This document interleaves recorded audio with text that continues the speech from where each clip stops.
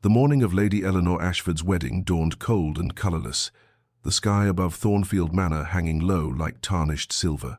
Autumn had stripped the great oaks of their glory, leaving skeletal branches to claw at the grey heavens, and a bitter wind swept through the estate gardens, scattering the last copper leaves across manicured lawns that had lost their summer verdancy.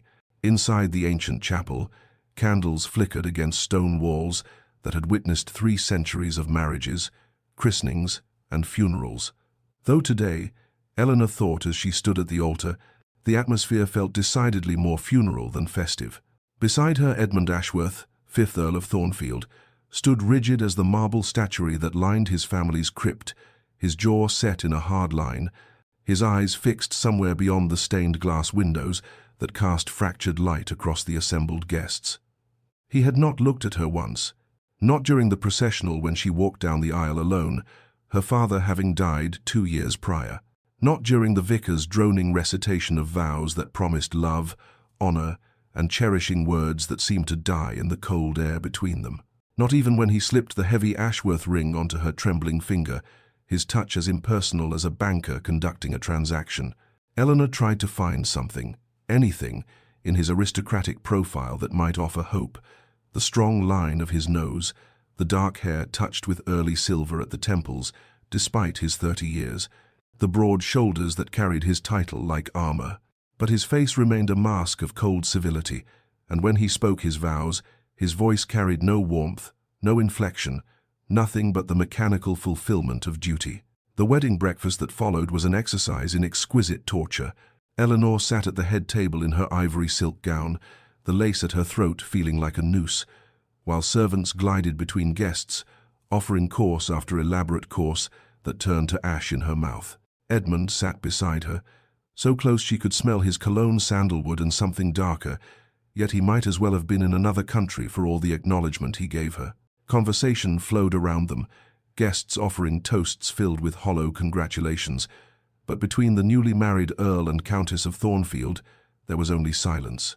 Eleanor's mother had promised her that arranged marriages often blossomed into affection, that duty could transform into devotion given time and patience.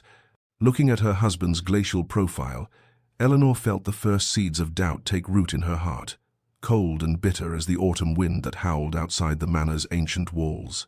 But before our lover's fate is revealed, subscribe so you never miss a chapter of romance and scandal.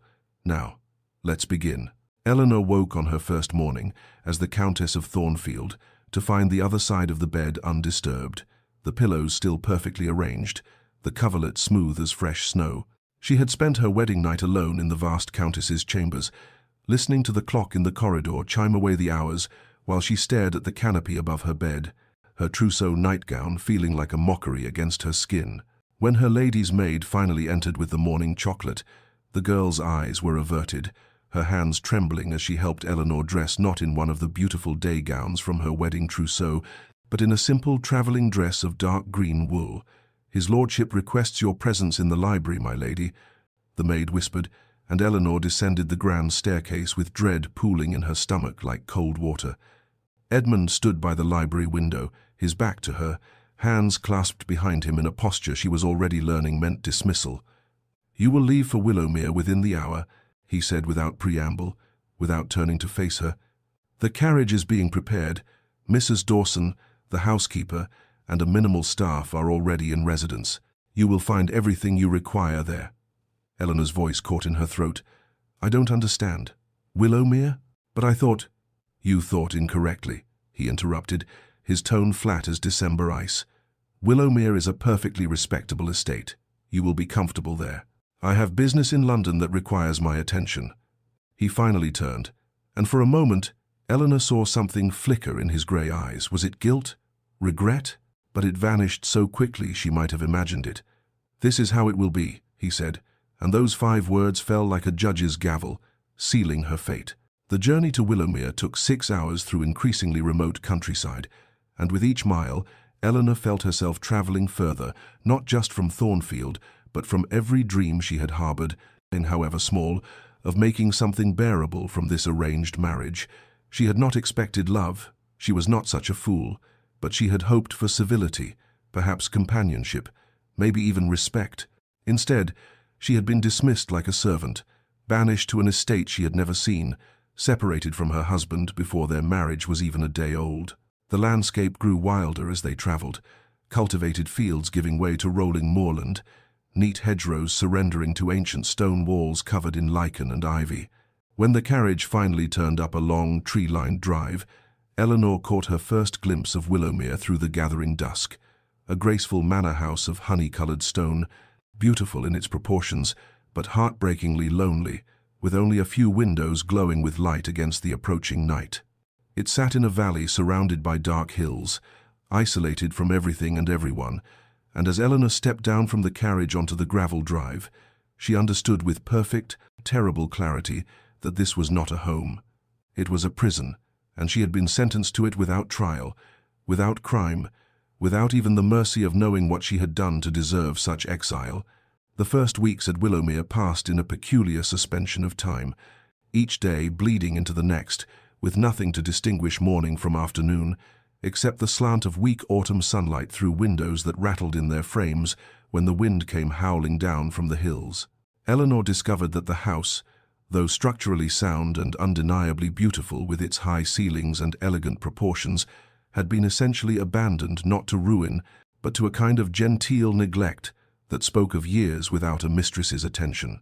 Dust sheets covered furniture in half the rooms, and when she pulled them away, she found exquisite pieces from another era, a pianoforte sadly out of tune, chairs upholstered in faded rose silk, escritoires with broken locks and empty drawers. The gardens were even more melancholy, their bones still visible beneath the chaos of overgrowth box hedges grown wild and shapeless, rose beds choked with weeds, a fountain in the center of what had once been a formal parterre, now dry and filled with fallen leaves that rustled and whispered when she walked past. Yet there was a haunting beauty to the neglect, a romanticism in the way nature had begun to reclaim what human hands had abandoned, ivy climbing the south wall in a tapestry of green and gold, and wildflowers blooming defiantly in the cracks between paving stones. Eleanor walked the grounds daily, her shawl wrapped tight against the autumn chill, trying to exhaust herself enough that she might sleep at night without lying awake, replaying the humiliation of her wedding, the coldness of Edmund's dismissal, the dawning realization that she was utterly, completely alone. The staff consisted of Mrs. Dawson, a woman of perhaps 50 with steel-grey hair and a kind but careworn face, two housemaids who were sisters and spoke in hushed whispers, an elderly groundskeeper named Thomas who tipped his cap but rarely spoke, and a cook who sent up adequate meals that Eleanor ate in solitary silence in the small dining room, unable to bear the echoing emptiness of the grand, formal one. She tried to occupy her days with purpose. She explored the library, finding it surprisingly well-stocked with volumes that ranged from agricultural treatises to poetry, and she read voraciously, losing herself in other worlds, other lives, anything to escape the prison of her own thoughts. She attempted to engage Mrs. Dawson in conversation, asking about the house's history, the surrounding countryside, anything to hear another human voice, and the housekeeper responded with careful politeness, revealing little fragments. Yes, the late Countess had loved this house. No, the Earl had not visited in many years, but always maintaining a professional distance that left Eleanor feeling more isolated than before. At night, lying in the Countess's bed in a room that had belonged to Edmund's mother, Eleanor allowed herself to feel the full weight of her situation, married but abandoned, titled but powerless, trapped in a beautiful cage with no understanding of her crime and no hope of pardon. November arrived with frost that silvered the overgrown lawns each morning, and Eleanor developed a ritual that became both her salvation and her torment. She would sit at the escritoire in the morning room, the one that overlooked the walled garden, and write letters to her husband that she would never send. "My lord," they began, formal and proper, though sometimes in her more desperate moments she crossed that out and wrote simply, "Edmund," tasting the intimacy of his Christian name even as she knew she had no right to it. She poured everything onto the pages, her confusion at his coldness, her humiliation at being cast aside, her loneliness in this beautiful prison, her dawning anger that warred with the terrible, shameful hope that he might still come, that he might explain, that there might be some reason for this cruelty beyond simple indifference. The letters accumulated in the bottom drawer of the escritoire, sealed but unaddressed, an archive of pain that no one would ever read. To occupy her hands, if not her heart, Eleanor began working in the gardens, starting with the walled kitchen garden, where herbs had gone to seed and vegetable beds lay fallow beneath a tangle of dead growth. She borrowed Thomas's gloves and tools and spent hours on her knees in the cold earth, pulling weeds and cutting back the chaos, finding something almost meditative in the physical labor, the way her muscles ached and her hands blistered, proof that she still existed, that she could still affect something in this world even if she could not affect her own fate.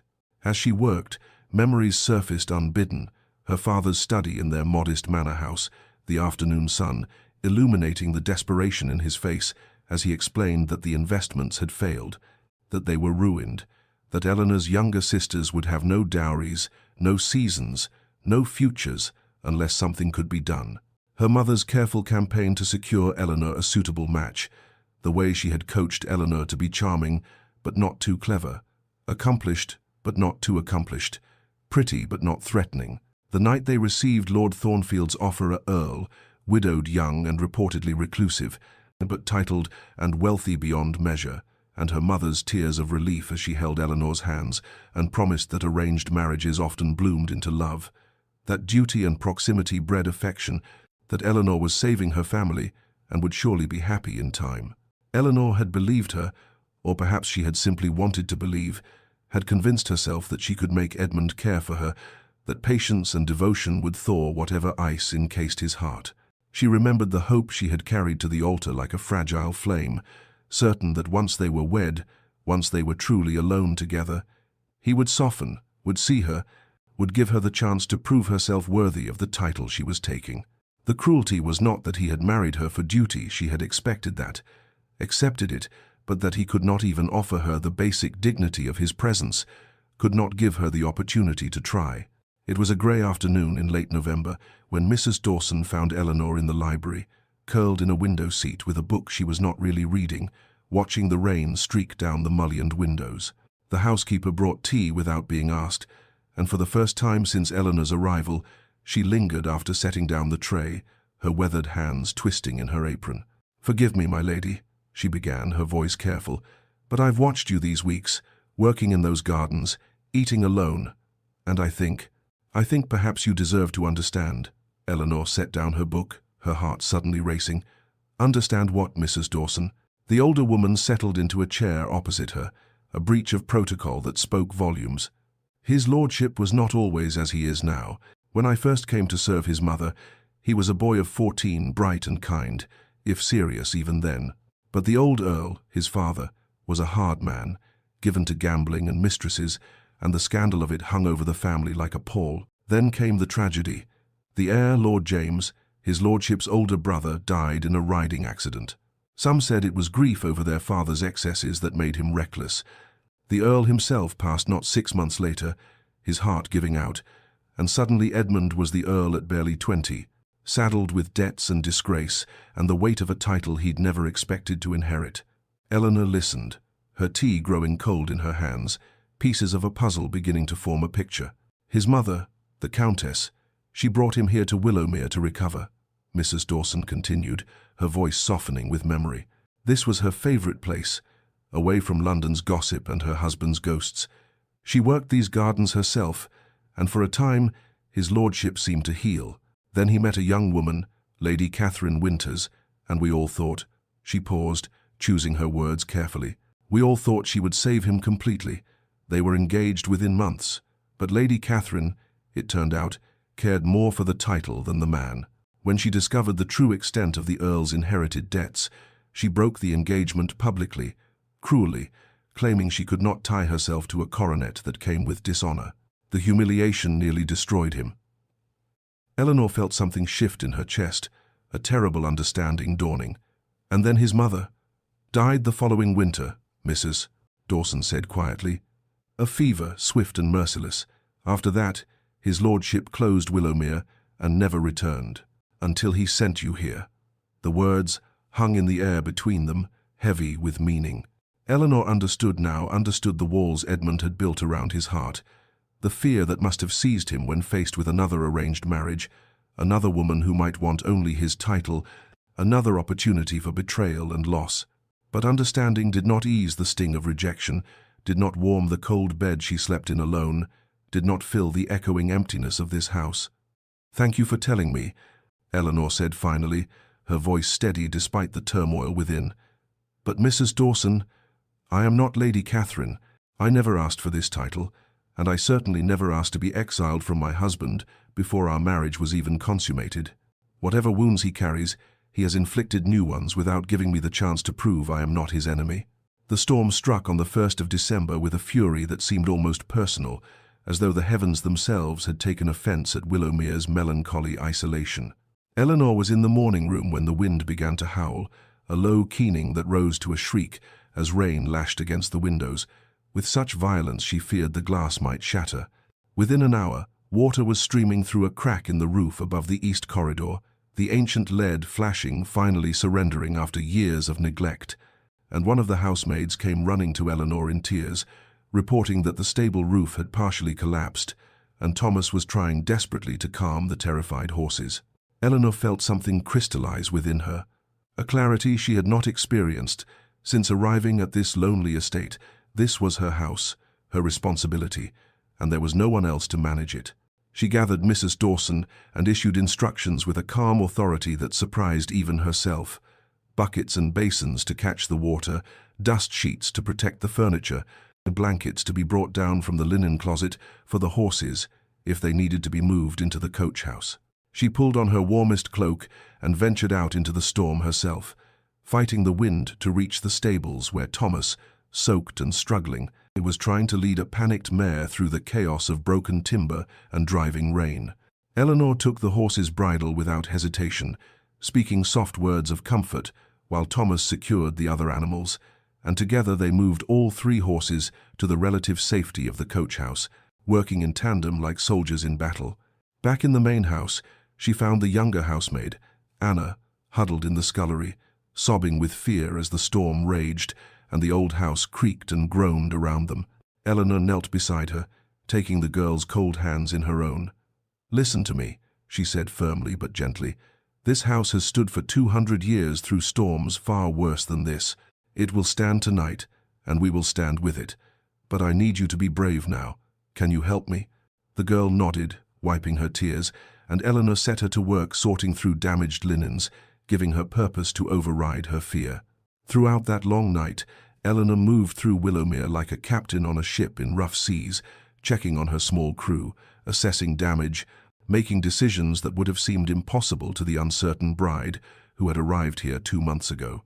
By dawn, the storm had blown itself out, leaving destruction in its wake: broken roof tiles, shattered greenhouse glass, fallen trees, flooded cellars, but everyone was safe, and Eleanor felt something she had not felt in months: useful, capable, strong. Later that morning, she sat at the escritoire and wrote to Edmund, not one of her desperate unsent letters, but a brief, factual report: the extent of the damage, the estimated costs of repair, the measures she had taken. She signed it Eleanor Ashworth, Countess of Thornfield, sealed it, and gave it to the groom to post, feeling as she did so that she had crossed some invisible threshold, that she was no longer waiting for her husband to define her existence, but claiming her own authority in his absence. December gave way to the deep cold of January, and something shifted in Eleanor that she could not quite name, but felt in every fiber of her being: a quiet revolution, a turning away from grief towards something that resembled, if not happiness, then at least purpose. She stopped writing the unsent letters to Edmund, stopped checking the drive for carriages that would never come, stopped measuring her days by his absence, and began instead to measure them by what she could build in spite of it. The garden became her passion, not merely a distraction but a genuine calling. She spent hours poring over the agricultural texts in the library, learning about soil composition and pruning techniques, planning elaborate schemes for the spring planting. She ordered bulbs from a catalogue: tulips and daffodils, crocuses and hyacinths, and spent a freezing afternoon planting them in the formal beds, her fingers numb but her heart strangely light at the thought of the future color, the promise of renewal. Thomas, seeing her genuine interest, began to open up, sharing his knowledge accumulated over 40 years of groundskeeping. and together they plotted the resurrection of what had once been one of the finest gardens in the county. Eleanor also discovered the village of Millbrook, a half-hour's walk through the valley, and began to visit the shops and call upon the tenants who worked the estate's farmland. At first they were wary of this strange young countess who had appeared without fanfare and without the Earl, but Eleanor's genuine interest in their lives, her willingness to sit in their simple parlors and listen to their concerns, slowly won them over. She helped arrange for the doctor when old Mr. Peters fell ill, sent baskets of preserves from Willowmere's kitchens to families struggling through the winter, and quietly paid for repairs to the church roof from her own allowance. Word spread that the new countess was not like the old Earl, cold and distant, but kind and present, and gradually Willowmere began to feel less like an exile and more like a home. There were small joys now that punctuated her days like grace notes in a difficult composition. The morning she took her tea to the morning room window and watched mist rise from the valley floor, transforming the landscape into something ethereal and beautiful. The afternoon she found the first snowdrop blooming beneath the oak tree, tiny and perfect and impossibly brave. The evening Mrs. Dawson smiled at her, truly smiled, and said, "You've brought life back to this place, my lady." Eleanor pressed the snowdrop between the pages of her diary and realized with quiet surprise that she had not thought of Edmund for an entire day, had not felt the sharp stab of rejection that had become so familiar, had not yearned for something she could not have. She was learning, slowly and painfully, to build a life from the ruins of her expectations, and while it was not the life she had imagined on her wedding day, it was becoming, in its own way, a life worth living. Edmund Ashworth stood at the window of his London townhouse on Grosvenor Square, a glass of brandy growing warm in his hand, and watched the winter rain turn the cobblestones to black mirrors that reflected the gas lamps like fallen stars. Behind him, the drawing-room blazed with light and luxury: Turkish carpets, Italian paintings, French furniture, all the trappings of wealth and position that meant precisely nothing when one was utterly, irredeemably alone. He had not slept properly since the wedding, had not known a moment's peace since he watched Eleanor's carriage disappear down the drive at Thornfield, taking with it something he refused to name but felt as keenly as a wound. Society called on him, of course. Invitations arrived daily for balls and soirees, musicales and dinners, all eager to welcome the newly married Earl of Thornfield back to London, but he declined them all, unable to bear the questions about his absent countess, unwilling to manufacture lies about her health or her preference for country life. The truth was unspeakable. He had married her and banished her within 12 hours, had looked into her hopeful face at the altar and felt only panic, only the terrible certainty that she was exactly like Catherine, another beautiful woman who wanted his title, his wealth, his position, but not the damaged man who came with them. He told himself he had been wise, that he had protected himself from inevitable betrayal, that it was better to be alone by choice than destroyed by another woman's ambition. But late at night, when the brandy failed to bring oblivion and the house creaked around him in the darkness, Eleanor's face haunted him, not as she had looked at the wedding breakfast, confused and hurt, but as she had looked walking down the aisle, nervous but composed, her eyes searching his face for some sign of welcome, some indication that this arranged marriage might become something bearable. He had given her nothing, and the memory of his cruelty ate at him like acid. The flashbacks came unbidden. Catherine's laughter when she told him she could not possibly marry a Earl burdened with scandal and debt, the way she had made their broken engagement, the talk of London, painting him as unstable and unsuitable. His mother's death 6 months later, the light going out of her eyes as she whispered that she had hoped to see him happy. The years since then, moving through society like a ghost, his heart encased in ice that he told himself was armor but suspected might be cowardice. When Eleanor's letter arrived, brief, factual, reporting on storm damage at Willowmere, Edmund read it 3 times, searching between the lines for accusation or pleading and finding neither, only competent management and quiet dignity. She had not asked him for anything, had not begged him to visit or explain, had simply informed him of the situation and the steps she had taken to address it. The signature, Eleanor Ashworth, Countess of Thornfield, struck him like a blow, the name she had every right to, but he had never given her the opportunity to claim. For the first time since sending her away, Edmund felt something crack in the frozen fortress of his heart. the terrible, dawning suspicion that he had not protected himself from betrayal, but had instead committed one, that Eleanor was not Catherine, and he had punished an innocent woman for another's sins. February brought a thaw to London, but Edmund felt only the deepening freeze of his own shame as reports from Willowmere began to arrive with increasing frequency. First came a letter from Bridgeworth, his steward, and who had visited the estate to assess the storm damage and remained to compile a comprehensive report. "My lord," it began in Bridgeworth's precise hand, "I must inform you that the Countess has undertaken remarkable improvements at Willowmere. The storm repairs have been completed efficiently and under budget. More notably, her ladyship has initiated restoration of the gardens, established productive relationships with the tenants, and brought a level of management to the estate that it has not enjoyed in many years. I confess I am impressed by her capabilities and dedication." Edmund read the letter twice, then poured another brandy. The words "impressed by her capabilities" echoing in his mind like an accusation. More reports followed, the vicar from Millbrook writing to thank him for his wife's generosity to the parish, mentioning specifically her attention to families in need and her funding of the church roof repairs.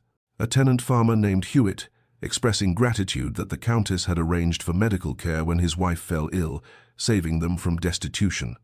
Thomas, the groundskeeper, submitting plans for the spring planting that bore Eleanor's annotations in a neat, feminine hand, her suggestions both practical and ambitious.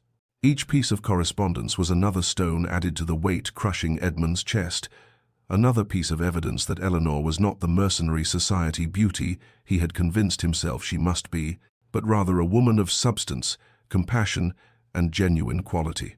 He began to read her own brief monthly reports with new eyes, searching between the formal lines for the woman she was revealing herself to be. The east pasture fence has been repaired. Tenant Hewitt reports improved grazing. The library roof leak has been addressed. 3 families from the village employed for garden restoration work. Never a complaint, never a request to return to London or Thornfield, never a whisper of the loneliness she must feel or the abandonment she must endure. Only capable management delivered in prose as dignified and restrained as she herself had been at their wedding. Edmund's shame metastasized into something darker, the horrible, creeping realization that he had not been protecting himself, but destroying something precious before it even had a chance to exist. Catherine had loved his title and fled from his troubles, yes, but Eleanor had been given his troubles and no title worth speaking of. Exiled to a neglected estate with minimal staff and no husband, and she had not fled or complained or demanded her due. She had simply rolled up her sleeves and built something beautiful from what he had meant as punishment. The internal battle raged within him through sleepless nights. His pride insisted he had been justified, that he could not have known, that keeping his distance was still the safer course. But his conscience, long dormant, roared to life with accusations he could no longer silence. He had judged Eleanor guilty of Catherine's crimes without trial, had sentenced her to exile for sins she had never committed, had taken a young woman who had saved her family through sacrifice and repaid her devotion with cruelty. And now she was thriving without him, building the life at Willowmere that his mother had once dreamed of, and Edmund understood with perfect, agonizing clarity that he was not her jailer, but rather a coward who had locked himself in a prison of his own making. The message arrived on a grey March morning when the wind already carried the promise of violence, delivered by an express rider whose horse was lathered with sweat despite the cold. Severe storm expected to strike the northern counties by nightfall. The meteorological report stated in clinical terms that did nothing to mask the danger. Households advised to secure properties and seek shelter, particular concern for remote estates in valley regions.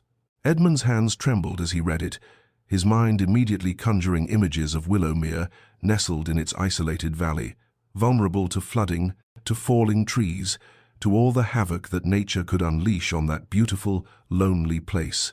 And Eleanor. Eleanor would face it alone, with only Mrs. Dawson and the small staff, would stand against the tempest as she had stood against everything else he had thrown at her, with dignity and courage, and no one to protect her if something went truly wrong. The realization hit him like a physical blow.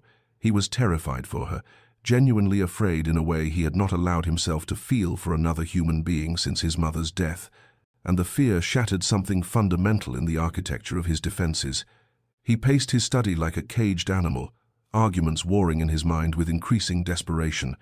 He should send additional staff, should dispatch his steward, should write with instructions and offers of resources, anything except what his heart was screaming at him to do, which was to go himself, to ride to her, to be there when the storm struck, because the thought of Eleanor facing danger alone was suddenly, utterly unbearable. But what right did he have to appear now, after months of abandonment? What possible welcome could he expect from a woman he had treated with such contempt? The shame of it paralyzed him, sent him reaching for the brandy decanter even though it was barely noon, and he drank standing at the window, watching the sky darken as the storm system moved closer, feeling time slip away like water through his fingers. Hours passed in agonizing indecision. He drafted a dozen letters and burned them all, called for his horse, and then cancelled the order, paced and drank and cursed himself for a coward, while the wind began to howl through London streets and the first fat drops of rain spattered against the window glass. Finally, as afternoon bled into evening and the storm arrived in earnest, something broke in Edmund, some final barrier between fear and action, between pride and desperate need. He could not send a letter, could not dispatch a servant, could not remain safe in London while Eleanor faced danger alone because of his cowardice. He called for his horse, his fastest stallion, and ordered his valet to pack saddlebags for travel. "My lord, the storm," his butler began, but Edmund cut him off with a look that brooked no argument. He pulled on his riding coat, his heavy cloak, checked that his pistol was loaded in case of highwaymen, emboldened by the chaos, and swung into the saddle as rain began to fall in sheets, driven by wind that screamed through the square like something alive and furious. He did not know what he would say when he reached Willowmere, did not know if Eleanor would even allow him through the door, knew only that he had to reach her, had to see with his own eyes that she was safe, had to finally be the husband he should have been from the beginning, even if he was 6 months too late. The storm hit with full fury 20 miles outside London, transforming the road into a river of mud that sucked at his horse's hooves and turned every mile into a battle. Rain fell in blinding sheets that made it impossible to see more than a few feet ahead, and the wind howled like all the demons of hell were pursuing him, tearing at his cloak and threatening to unseat him with every gust. Edmund bent low over his stallion's neck, urging the animal forward through conditions that any sane man would have recognized as impossible. But sanity had abandoned him somewhere between London and the realization that Eleanor might be in danger because of his cruelty. The horse, a magnificent black beast that had never failed him, began to labor after the first hour, its sides heaving with effort, and Edmund felt a stab of guilt, even for this, that he was pushing an innocent animal to its limits in service of his own desperate need for redemption. They passed through villages shuttered tight against the storm, not a soul visible in the driving rain, and twice Edmund nearly lost his seat when the horse shied at debris blown across the road by the screaming wind. His clothes were soaked through within minutes, his hands numb on the reins, water running in rivulets down his face and neck, but he pressed on, driven by images he could not banish. Eleanor alone at Willowmere, the house threatened by flooding or fire or any of a dozen disasters that could befall an isolated estate in a storm like this, and no one there to help her, no one to protect her because her husband, the man who had vowed before God to cherish her, had abandoned her to face everything alone. The memories came with the rhythm of the horse's hooves, each one a lash against his conscience, her face at the altar, trying so hard to find something hopeful in his cold expression. The moment he had told her she was leaving for Willowmere, the confusion and hurt that had flashed across her features before she schooled them into dignity, the unsent wedding night that haunted him with visions of what might have been if he had not been such a coward. He had told himself he was protecting his heart, but he saw now with brutal clarity that he had been protecting only his pride, his fear, his pathetic inability to risk being hurt again. Catherine had wounded him, yes, but Eleanor had done nothing except agree to marry him, had saved her family through sacrifice, had accepted an arranged marriage with grace, and he had repaid her with exile and abandonment. By the time Edmund reached the Golden Heart Inn at the halfway point, he was nearly unrecognizable, mud-spattered, soaking wet, his fine clothes clinging to him like rags, his aristocratic bearing dissolved into the desperate determination of a man possessed. The innkeeper barely glanced at him before providing a fresh horse, too concerned with securing his own property against the storm to question the wild-eyed gentleman who pressed coins into his hand and refused food or rest. Edmund remounted despite the innkeeper's warnings, despite the fact that the storm was worsening rather than abating, despite everything rational thought demanded, because rationality had failed him 6 months ago, and instinct, pure, desperate instinct, was all he had left to guide him to Eleanor. Eleanor stood in the entrance hall of Willowmere as afternoon faded toward evening, reviewing her preparations with the calm efficiency of a general before battle. The meteorological warning had arrived that morning via the village constable, and she had immediately set her household into motion with instructions honed by the experience of the December storm and refined by months of managing the estate. The shutters were secured on all the windows facing the prevailing wind. The livestock had been moved to the most protected buildings. The cellars had been cleared of anything that might be damaged by flooding, and emergency supplies, candles, lamp oil, bandages, preserved food had been gathered in the central rooms of the house. Mrs. Dawson moved through the corridors with quiet competence, her earlier reserve toward Eleanor long since transformed into something approaching partnership, while the housemaids checked and double-checked that nothing had been overlooked. Thomas had spent the day securing the gardens as best he could, staking the young plants Eleanor had put in, clearing the drainage channels, and moving tools and equipment under cover. Eleanor had worked alongside them all, her sleeves rolled up, her hair coming loose from its pins, and she felt no shame in it. She was the mistress of this estate, and its welfare was her responsibility, a role she had grown into with something that felt remarkably like pride. She thought of Edmund briefly as she surveyed her preparations, a fleeting consideration without the sharp edge of pain that such thoughts had once carried. He was in London, she supposed, safe in his townhouse on Grosvenor Square, perhaps not even aware that a storm threatened his neglected country estate. There was a time when this would have filled her with bitter resentment, but now she felt only a distant sadness for what might have been, and a strange gratitude for what was. She had built something here in his absence, and had discovered capabilities she never knew she possessed, had found purpose, and even a measure of contentment in the life circumstances had forced upon her. She was not the timid girl who had arrived here 6 months ago, confused and heartbroken. She was the Countess of Thornfield in more than name, and Willowmere was hers in every way that mattered, shaped by her hands and her vision into something beautiful and thriving. As darkness fell and the first gusts of wind began to rattle the shutters, Eleanor gathered her small household in the drawing room, where a fire blazed against the gathering cold. "We've weathered storms before," she told them, her voice steady and reassuring, "and we'll weather this one. Stay together, stay calm, and remember that this house has stood for 2 centuries. It will stand tonight." The words had barely left her lips when the full fury of the storm struck, wind screaming around the house like something alive and malevolent, rain hammering against the windows with such force that the glass seemed to bow inward, and somewhere in the darkness a tremendous crash announced that something, a tree, a chimney, some piece of the world torn loose, had surrendered to the tempest's rage.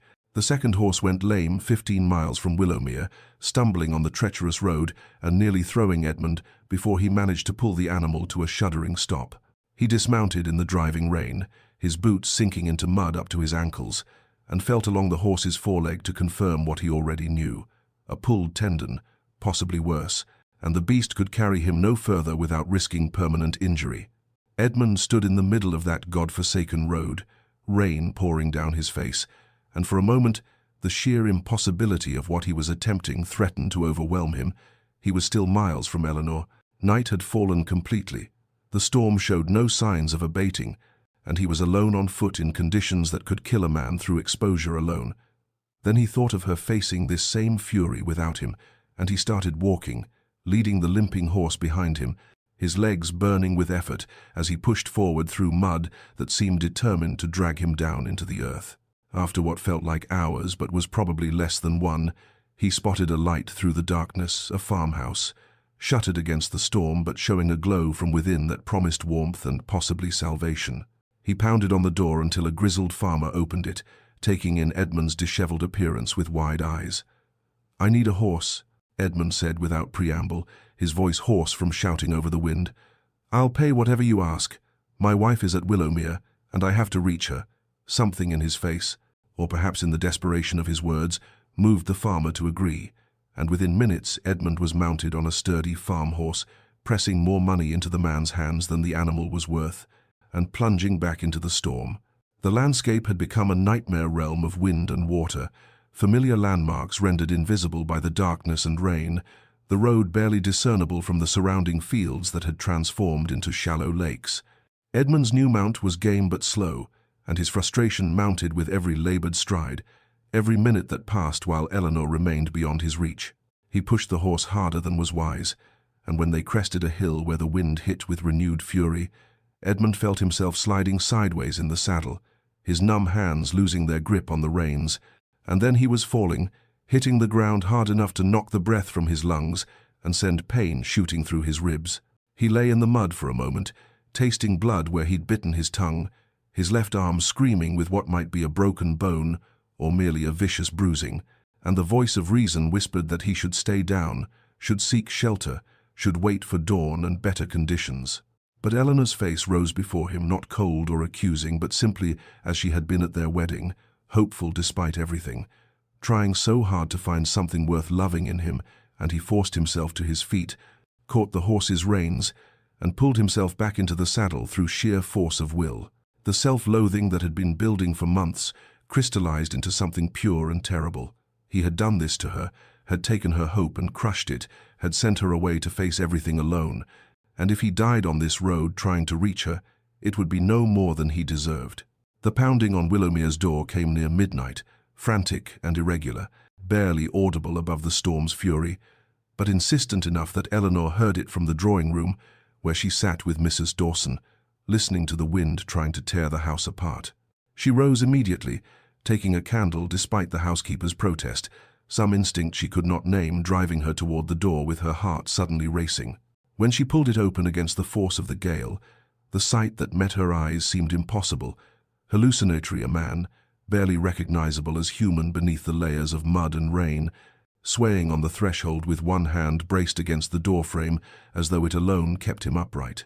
For a heartbeat she did not know him, and then recognition struck like lightning. Edmund, her husband. Here. His face was deathly pale beneath the grime, his clothes torn and soaked through, his left arm held at an odd angle against his ribs, and his eyes were wild and desperate, and fixed on her face with an intensity that made her breath catch. "Eleanor," he managed, his voice a rasp that was barely audible over the storm, and then his legs buckled, and he would have fallen if she hadn't dropped the candle and lunged forward to catch him, her arms going around him instinctively, despite the shock that roared through her mind like its own tempest. "Mrs. Dawson," she cried, and the housekeeper was there in an instant, helping her half-carry, half-drag Edmund into the entrance hall and kick the door shut against the wind. They lowered him into a chair, and Eleanor found herself kneeling before her husband, her hands trembling as she pushed the wet hair back from his forehead, checking for fever, for signs of serious injury, beyond the obvious exhaustion and exposure. His breathing was labored, his skin cold as ice, and when she carefully probed his left arm, he hissed in pain through clenched teeth. "What were you thinking?" she whispered, though whether she was asking him or herself she could not say. "Traveling in this storm, you could have been killed." But the words died as Edmund's hand suddenly caught hers, his grip weak but desperate, and he looked at her with such raw emotion that her anger and confusion evaporated like mist. "Had to reach you," he managed. "The storm couldn't let you alone." Mrs. Dawson brought blankets, hot water, bandages, and Eleanor worked with hands that had grown steady through months of managing crises, stripping away Edmund's ruined coat and shirt to reveal bruised ribs and the arm that was swelling but mercifully not broken.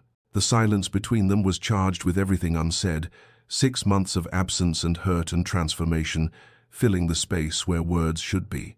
Eleanor cleaned the mud and blood from his skin with careful, gentle touches, her face a mask of concentration that hid the storm raging inside, her shock that he was here, confusion about why, anger at the danger he'd risked, and beneath it all, something she refused to name that felt dangerously like hope. Edmund watched her through half-closed eyes, too exhausted to speak but unable to look away, and when she bound his ribs with steady hands, he shuddered not from pain but from the first tender touch he had felt in longer than he could remember. Dawn broke grey and exhausted over Willowmere, the storm having finally spent its fury in the small hours of the morning, leaving behind a landscape littered with broken branches and debris but mercifully intact. Eleanor had spent the night in a chair by the fire in the drawing-room, where they had settled Edmund, dozing fitfully while Mrs. Dawson kept watch, and when she woke to find him sitting up, his eyes already on her face, she felt her carefully constructed composure threaten to crumble. He looked terrible in the morning, light bruised, pale, his arm bound and his ribs wrapped, but there was something different in his expression, a rawness that had not been there on their wedding day, as though the storm had stripped away more than just his fine clothes and aristocratic bearing. "I owe you an explanation," he said, his voice still hoarse but steady, and Eleanor felt anger flare hot in her chest. "An explanation," she repeated, and heard the bitter edge in her own voice. 6 months, Edmund. 6 months of silence and exile, and you think an explanation will suffice?" She rose from her chair, needing distance, needing air, but he spoke again before she could move away. "No," he said quietly, "nothing will suffice. Nothing I say can undo what I've done to you, but you deserve to know the truth, even if it damns me further in your eyes." And so he told her, the words coming slowly at first and then faster, as though a dam had broken. About Catherine Winters, about the engagement and the public betrayal, about his conviction that all women of society wanted only titles and wealth, and would abandon him the moment they discovered the cost of his name. He told her about his mother's death, about closing Willowmere because he could not bear the memories, about the years of isolation he had wrapped around himself like armor. And then, with his voice breaking, he told her about their wedding day, how he had looked at her and seen only Catherine, how fear had masqueraded as wisdom, how he had convinced himself he was being prudent when he was actually being cruel. "I punished you for her sins," he said, and there were tears on his face now, shameless and raw. "I looked at you and saw a threat instead of a person, a schemer instead of the innocent young woman you were. I told myself I was protecting my heart, but Eleanor—" He stopped, struggling for words. "I was just a coward, and you have suffered for my cowardice every day since." Eleanor stood frozen, and her emotions, a tangle she could not begin to sort, anger that he had judged her so unjustly, grief for the months of loneliness she had endured, exhaustion at the weight of carrying this marriage alone, and beneath it all, a reluctant understanding of the wounds that had driven him. "You had no right," she said finally, her voice shaking. "Whatever Catherine did to you, whatever pain you carried, you had no right to assume I was the same. You didn't even try to know me, Edmund. You married me and discarded me in the same breath, and I have spent 6 months building a life from the ruins you left me." She saw him flinch at her words but pressed on. "I don't know what you want from me now. Forgiveness? Absolution? I can't give you those things, not yet, perhaps not ever. You rode through a storm to reach me, and that means something, but it doesn't erase the storm you created in my life." Edmund did not leave. Eleanor half expected him to return to London once he had delivered his confession, once the storm had passed and the roads were passable again, but he stayed, taking up residence in a guest room in the East Wing, as far from her chambers as the house allowed, and asking nothing of her except permission to remain. "I don't expect forgiveness," he told her that first morning, standing in the doorway with his hat in his hands like a petitioner rather than the master of the house. "But if you'll allow it, I'd like to help repair the damage from the storm. It's the least I can do." She had agreed, more from exhaustion than generosity, and watched with wary eyes as her husband transformed himself from Earl to laborer. He worked alongside Thomas and the men from the village, his fine hands blistering as he hauled fallen branches, repaired fences damaged by falling trees, and cleared debris from the drainage channels. He did not direct or command, but took instruction from those who knew the work better, and Eleanor saw the surprise in the tenants' eyes when the Earl of Thornfield actually asked them, how best to mend a stone wall or shore up a damaged outbuilding. The days accumulated into weeks, and Eleanor found herself observing him despite her determination to maintain distance. She saw him one morning in the kitchen, speaking to Mrs. Dawson with genuine warmth, thanking her for her years of service to Willowmere, and actually apologizing for his long neglect of the estate she had kept running in his absence. The housekeeper's eyes had filled with tears, and she had patted his hand with a tenderness that spoke of old affection rekindled. Eleanor saw him in the village, stopping to speak with old Mr. Hewitt, the tenant farmer whose wife had fallen ill months before, and she was close enough to hear Edmund's words. "I understand the Countess arranged for the doctor. I should have been here to do it myself. I'm sorry for my absence. Hewitt, it won't happen again." The old man had looked stunned, then grateful, and Eleanor felt something shift in her chest, some small crack in the wall she had built around her heart. But it was the afternoon she found Edmund in the garden that truly moved her. He was on his knees in the south border, the restored bed where she had planted bulbs through the winter, and he was carefully setting a young oak sapling into the earth, his hands gentle despite their new calluses. She stood watching from the terrace until he noticed her, and when he straightened, there was soil on his face and something almost shy in his expression. "Thomas told me your mother loved oak trees," she said quietly, moving closer. "That there used to be one here before it died." "Yes," Edmund replied. "She planted it when I was born. I thought perhaps this garden could use a new one, if you approve." Eleanor looked at the sapling, at the care with which he had positioned it, at the vulnerability in his eyes as he waited for her response, and felt the wall around her heart crack a little wider. "It will take years to grow," she said, "decades before it's fully mature." "I know," he said, holding her gaze. "I'm hoping I'll be here to see it." Spring arrived tentatively at Willowmere, the first green shoots pushing through earth still cold from winter, and with it came a thawing of a different sort. Eleanor and Edmund began to talk, not the formal exchanges of estate management or polite pleasantries over dinner, but real conversations that started hesitantly and gradually deepened into something approaching understanding. It began one evening when Eleanor was reading in the library and Edmund entered, stopping at the doorway as though uncertain of his welcome. "May I join you?" he asked, and when she nodded, he settled into the chair opposite hers, the fire crackling between them like a living thing. They sat in silence for a time, both pretending to read, until Edmund finally set down his book and asked, "What was it like, those first weeks here, when I sent you away?" Eleanor looked up, surprised by the directness of the question, by the genuine need to know that she heard in his voice. She considered dissembling, maintaining the dignity that had carried her through 6 months of loneliness, but something in his expression, open and undefended, in a way she had never seen, made her choose truth instead. "Devastating," she said quietly. "I felt like I had been judged and found wanting without ever being given a chance to prove myself. I wrote you letters I never sent, begging you to explain what I had done wrong, what I could do differently. I thought perhaps I was not pretty enough, or accomplished enough, or that I had said something at the wedding breakfast that offended you." She watched him flinch at her words but continued. "But gradually, I stopped waiting for your approval and started building something for myself. The gardens became mine, the tenants became mine.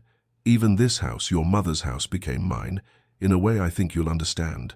I discovered I was stronger than I thought, more capable. I suppose, in a terrible way, your abandonment gave me the freedom to find out who I was when no one was watching."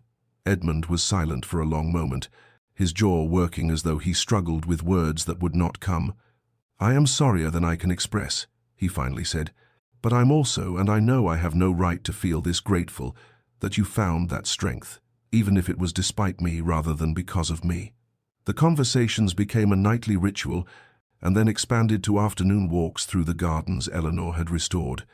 Edmund asking about each plant, each design choice, listening with genuine interest as she explained her vision for the rose garden, her plans for the kitchen garden, her hope to eventually restore the greenhouse. He told her about his childhood at Willowmere, about his mother's love for this place, about the boy he had been before. Tragedy and betrayal had hardened him, and Eleanor found herself softening toward this version of Edmund, vulnerable and honest, in ways the cold Earl at her wedding had never been. One afternoon, as they stood in the library examining an old volume of botanical illustrations, their hands reached for the same page simultaneously, and Eleanor felt the warmth of his fingers against hers like an electric current. Neither pulled away immediately, and in that suspended moment, Eleanor felt her heart beating faster, felt something shift between them from understanding toward something more dangerous, more hopeful, more terrifying in its possibility. The third storm arrived in late April with an unseasonable fury, bringing not rain but snow that fell thick and fast, transforming Willowmere into an island cut off from the world. Within hours, the roads were impassable, the village unreachable, and Mrs. Dawson informed Eleanor and Edmund that the staff who lived off the estate could not make it through until the weather cleared. For the first time since Edmund's arrival months ago, they were truly alone together, forced into a proximity that might have been awkward had they not already spent weeks building the fragile bridge of conversation between them. The first day, they moved around each other carefully, maintaining the polite distance that had become their habit. But by the second morning, when Eleanor came down to find no fire laid and no breakfast prepared, reality asserted itself. "I suppose we'll have to manage ourselves," she said, finding Edmund already in the kitchen, looking bemused by the array of pots and provisions. "I haven't cooked since I was a boy sneaking into the kitchen at Thornfield," he admitted, and Eleanor felt herself actually smile at the image. Together they managed to produce something resembling breakfast, laughing when Edmund burned the toast, and Eleanor oversalted the eggs, and in that laughter, Eleanor realized with a shock that this was the first time she had heard genuine joy in his voice, the first time they had shared something as simple and profound as amusement. The days trapped by the snow developed their own rhythm. Edmund kept the fires going while Eleanor managed their simple meals. They read aloud to each other in the evenings, taking turns with novels from the library, and Eleanor discovered that Edmund had a gift for voices and characterization that made even familiar stories come alive. One night, as the wind howled outside and snow piled against the windows, they found themselves talking late into the night, the conversation drifting from books to childhood memories to the people they had been and the people they were becoming. "I love who you've become," Edmund said suddenly, his voice raw with emotion. "The woman who saved these gardens, who earned the loyalty of the tenants, who faced storms alone and emerged stronger, Eleanor, you're extraordinary, and I mourn the man I was who couldn't see it, who was too afraid to even try." Eleanor felt tears prick her eyes, but she met his gaze steadily. "I'm not the woman you married," she said quietly. "That girl died in the first weeks here, when I realized no one was coming to save me. I had to save myself, and in doing so, I became someone else entirely, someone harder perhaps, but also more complete. I don't know if the woman I am now can forgive the man you were, but I think," she paused, searching for truth in the tangle of her emotions, "I think she might be able to love the man you're becoming." The words hung between them like a promise, fragile and precious, and when Edmund reached across the space between their chairs to take her hand, Eleanor let him, feeling the warmth of his touch anchor them both against the storm that raged outside and the hope that bloomed, tentative but real, within. The snow finally stopped on the fourth day, leaving Willowmere wrapped in white silence, and Eleanor woke to find sunlight streaming through her window for the first time in what felt like weeks. She found Edmund in the morning room, standing at the window that overlooked the gardens now blanketed in pristine snow, and something about the set of his shoulders, both hopeful and uncertain, made her heart ache with a tenderness she had not allowed herself to feel before. "Edmund," she said softly, and when he turned to her, she saw in his eyes the same vulnerability she felt in her own heart. "I've been thinking about what you said, about loving who I've become, and I realized something. I can't go back to being the girl who walked down the aisle 6 months ago, hoping to please a husband who wouldn't even look at her. That girl is gone." She watched him start to speak, to apologize again, but she held up her hand. "Let me finish.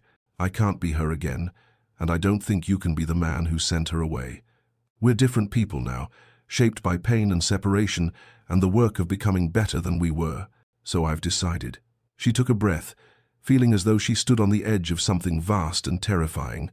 "I've decided I want to try, not to reclaim what we should have been, but to build something new, something real. If you're willing." Edmund crossed the room in 3 strides, stopping just close enough that she could feel the warmth of him, see the emotion naked on his face. "Eleanor," he breathed, and her name in his mouth sounded like a prayer, like absolution, like everything she had not known she needed to hear. "I will spend the rest of my life trying to be worthy of that chance, trying to be the husband you deserve. I swear it." She reached up, her hand trembling only slightly, and touched his face the first time she had initiated such contact, the first time she had claimed the right to tenderness. "Then we begin again," she whispered. "Not in London, not at Thornfield, but here. Willowmere is home. We'll return to the city when duty demands, but this place we've both learned to love, This is where we build our life." Edmund's hand came up to cover hers against his cheek, and then he was leaning down, his intention clear in his eyes, giving her time to refuse, to pull away. But Eleanor rose on her toes to meet him, and when their lips finally touched, it was gentle and tentative and nothing like the cold, perfunctory kiss they had shared at the altar. This kiss was a promise, a beginning, a recognition of all they had survived to reach this moment. When they finally drew apart, both breathing unsteadily, Edmund rested his forehead against hers. "I will be honest with you," he said softly, "even when it's difficult. I will be brave enough to be vulnerable, to let you see all of me, the broken parts and the healing ones. And I will choose you, Eleanor, every single day for the rest of my life." "And I will choose you," she replied, her voice steady despite the tears on her cheeks. "Every day. We'll build this together." 2 years had passed since that spring morning when Eleanor and Edmund chose to begin again, and Willowmere had been transformed from a house of exile into a home of joy. The gardens bloomed in riotous color, roses climbing the south wall in cascades of pink and cream, the formal beds alive with tulips and peonies and lavender that scented the air like perfume, and in the center of it all, the young oak tree Edmund had planted grew strong and straight, its branches already beginning to spread toward the sky. On a golden afternoon in May, Eleanor stood at the morning room window watching her husband chase their son through those gardens, 3-year-old James shrieking with laughter as Edmund caught him and swung him high, and in her arms, their daughter Catherine, named without irony or bitterness, but as a symbol of forgiveness, dozed peacefully, her tiny fist curled against Eleanor's shoulder. This was happiness, Eleanor thought, not the dramatic, sweeping kind she had once imagined in her girlish dreams, but something deeper and more precious, the daily choice to love, to forgive, to build something beautiful from broken foundations. Edmund came in from the garden, James riding on his shoulders, both of them flushed and laughing, and when he saw Eleanor standing there with their daughter, something in his expression made her breath catch even now, even after 2 years of marriage that had finally become real. "You saved me," he said later that evening, after the children were asleep and they sat together in the drawing room, her head resting on his shoulder, his arm around her waist. "Everything I have, everything I am now, it's because you had the courage to give me a second chance." Eleanor lifted her head to look at him, seeing the man he had become, still capable of melancholy, still carrying scars from his past, but open now, vulnerable, brave enough to love without armor. "No," she said gently, reaching up to touch his face. "We saved each other. You gave me the space to discover my strength, even if you didn't mean to, and I gave you the forgiveness you needed to become the man you were always meant to be. We built this together, Edmund. Every hard conversation, every moment of choosing trust over fear, every day we decided to try, that's what saved us both." Dear listener, perhaps you wonder why I tell you this story of a cold wedding and a long redemption. It is because transformation is rarely instantaneous, rarely easy, and never without cost. Love, true love, requires the patience to wait for walls to crumble, the courage to be vulnerable when every instinct screams for self-protection, and the wisdom to understand that we are all carrying wounds that shape how we see the world. Edmund punished Eleanor for another woman's sins, yes, but how many of us do the same, letting past hurts dictate present choices, building prisons we call protection? And yet, if we are brave enough to risk our hearts again, if we are patient enough to give others the chance to grow, if we are honest enough to admit our own failings and humble enough to ask for forgiveness, we might discover that redemption is always possible, that no one is beyond saving, and that the most beautiful gardens sometimes grow in the soil of our deepest sorrows. Everyone deserves a second chance to be seen for who they truly are, rather than who we fear they might be, to prove that they can change, to build something new from the ruins of what was. May you find the courage to offer such chances, and the grace to accept them when they are offered to you. May you sleep well tonight, knowing that transformation is always possible, that love can bloom even in the coldest soil, and that sometimes the longest journey is the one from fear to trust. Rest now, and dream of gardens waiting to be planted, of storms weathered together, of love that is earned rather than assumed, and of all the beautiful things that patience and courage can create. Until we meet again in another tale, may peace find you where you are.